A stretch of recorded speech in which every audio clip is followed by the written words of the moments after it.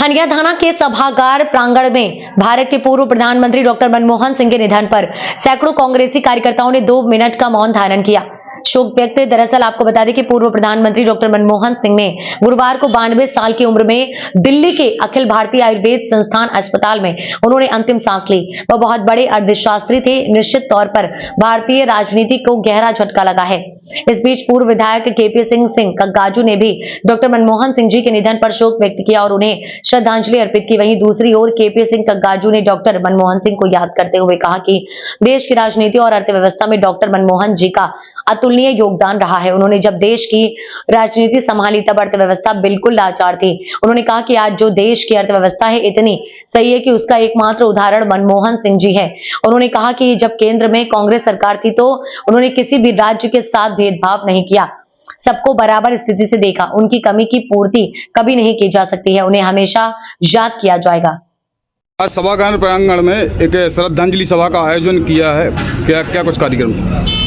ये देश के पूर्व प्रधानमंत्री 10 साल तक जो देश के लिए उनका बहुत बड़ा योगदान रहा है। उनके निधन के उपरांत शोक सभा की गई है। देश के लिए बहुत बड़ी क्षति है। निश्चित तौर पर भारतीय राजनीति को बहुत बड़ा झटका लगा है उनके जाने से जी। और क्या कुछ कहेंगे?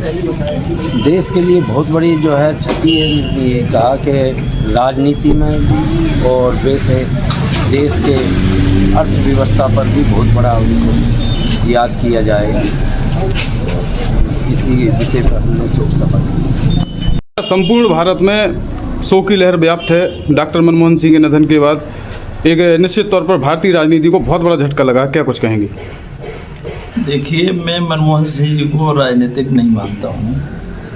देश के प्रधानमंत्री रहे, कांग्रेस पार्टी से रहे, लेकिन उनका सबसे बड़ा योगदान जो वित्त मंत्री के रूप में, प्रधानमंत्री के रूप में इस देश के लिए है। उस समय हमारी अर्थव्यवस्था बहुत बुरी स्थिति में थी और मनमोहन सिंह जी ने सबसे अच्छा काम जो किया उस समय देश की अर्थव्यवस्था को संभाला और उसी की बदौलत आज जो हम प्रगति कर रहे हैं या हमारी जो आर्थिक प्रगति है उसी का एक बहुत बड़ा कारण है। दूसरा, मनमोहन सिंह एक ऐसे प्रधानमंत्री थे जिनके कार्यकाल में किसी भी स्टेट में ये नहीं देखा गया कि सरकार कौन सी है। भले ही वो प्रधानमंत्री कांग्रेस पार्टी की तरफ से बने थे, लेकिन सारी राज्यों को उन्होंने बराबर जिसका जितना हक बैठता था वो राशि लगातार सब योजनाओं में भेजते रहे।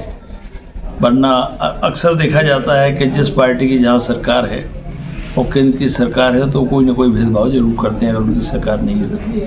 ये 2 बातों के लिए हमारे मनमोहन सिंह जी को ऐसा मैं समझता हूँ कि याद किया जाएगा हमेशा। उनकी कमी की पूर्ति तो नहीं हो सकती और ये हकीकत है कि हम सबको ही जाना है। तो कौन कब गया बात बस इतनी सी है, लेकिन वो आज हमारे बीच में नहीं है। तो स्वाभाविक रूप से उनके मैं ईश्वर से प्रार्थना करूंगा उनके परिवार को जो भी दुख हुआ है उसमें उनको उनकी आत्मा को शांति प्रदान करे ईश्वर और उनके परिवार को ये गहन दुख सहन करने की क्षमता प्रदान करे।